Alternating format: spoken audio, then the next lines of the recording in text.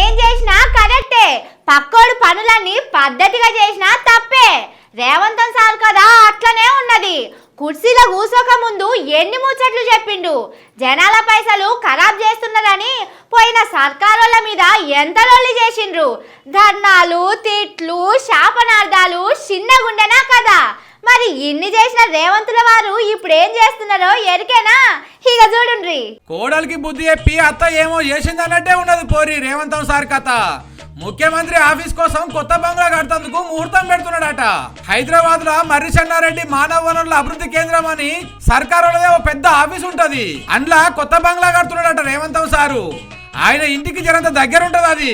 గందుకే అప్పట్లో పోయి జాగ్రత్త వచ్చిండు. కానీ ఓట్ల ముంగట కట్టుకుంటే పబ్లిక్ తిడతారనుకున్నారో ఏందో గాని ఓట్లు అయిపోగానే ఫైల్ మీద దస్ఖత్ చేసిండట. ఇయాల్లో రేపో పనులు కూడా సురువైతాయి అంటున్నారు. ఇంకో ముచ్చట ఏంటంటే ప్రగతి భవన్ ను నక్సలైట్లు బాంబులు పెట్టి పేల్చాలని అప్పట్లో ములుగు కాడ మీటింగ్ లో మాట్లాడిండు సారు.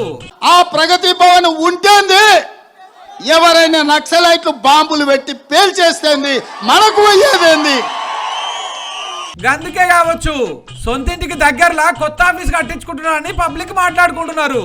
కానీ పోయిన సర్కారోళ్ళు కొత్త సెక్రటరేట్ ప్రగతి భవన్ ను కడితే ఎన్ని తిట్లు తిట్టిండు సారు. పాత బిల్డింగ్ కింద లంక బిందెలుండే గందుకే కూలగొట్టిండ్రని అన్నాడు.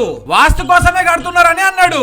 ఇక గదే సారు వాస్తు మంచిగా లేదని ఇట్లా గేట్లకు తాళాలేసి ఇంకో దిక్కు నుంచి పోతున్నాడు. ఇక ఇప్పుడు రేవంత్ల వారసుతం అసొంటి పనే ముంగటేసుకున్నాడు. ముఖ్యమంత్రి ఉండేందుకు ప్రగతి భవన్ కడితే దాన్ని బట్టి సార్కు సీతక్క కప్ప చెప్పిండు.